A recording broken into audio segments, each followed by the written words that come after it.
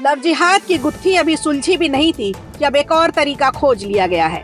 Love जिहाद का एक और वर्जन है जिसे रिवर्स लव जिहाद कहा जा रहा है, जिसमें मुस्लिम युवतियों के सनातन से जुड़ने की चर्चा खूब हो रही है, जो सनातन के लिए सबसे ज्यादा महाकुंभ से आकर्षित है। ऐसा ही कुछ एडवोकेट नाजिया शेख भी बताती हैं सनातन के लिए। हालांकि ये टर्म किसी राजनेता या फिर किसी बुद्धिजीवी ने नहीं दिया, बल्कि ये टर्म दिया है सनातन के खिलाफ अक्सर जहर उगलने वाला, जेल की हवा खा चुका विवादित बंदा मुनव्वर फारूकी ने।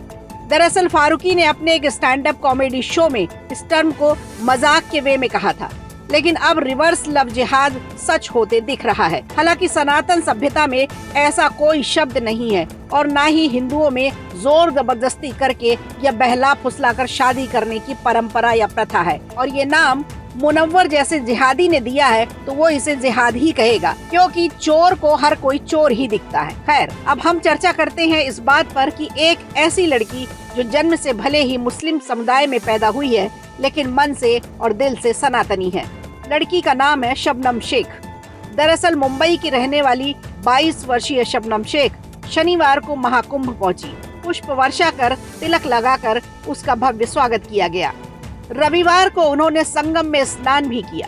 वो कुछ दिन महाकुंभ में रहकर योग, भागवत गीता का पाठ करते हुए संत महात्माओं के सानिध्य में सनातन धर्म के मर्म को समझना चाहती हैं।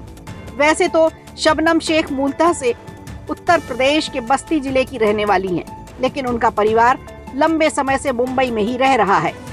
शबनम ने इंटर तक की पढ़ाई मुंबई से की है। शबनम हिंदी, मराठी, अंग्रेजी के साथ साथ अरबी भाषा का भी ज्ञान रखती हैं। जहां एक तरफ कुछ जयचंदी हिंदू भीम आर्मी का नीला चोला पहनकर महाकुंभ पर सवाल उठा रहे हैं, तो वहीं शबनम ने कहा है 144 साल बाद लगे इस महाकुंभ को देखने और उसका हिस्सा बनने का मुझे सौभाग्य मिला है और ये मेरे लिए गर्व का क्षण है। मेरे माता पिता मेरे निर्णय को लेकर डरे हुए थे, लेकिन अब सब ठीक है। मैं शबनम शेख होकर भी राम और कृष्ण की भक्ति कर सकती हूँ। शबनम ने यह भी स्वीकार किया कि महाकुंभ में मुस्लिमों के प्रवेश को लेकर वह आशंकित थी, लेकिन यहाँ आने के बाद उन्हें प्रेम और सम्मान मिला है। अब चर्चा इस बात पर हो रही है कि मुस्लिम युवतियां सनातन से जुड़ना चाहती हैं और कुंभ में आकर मोक्ष के मर्म को भी समझना चाहती हैं।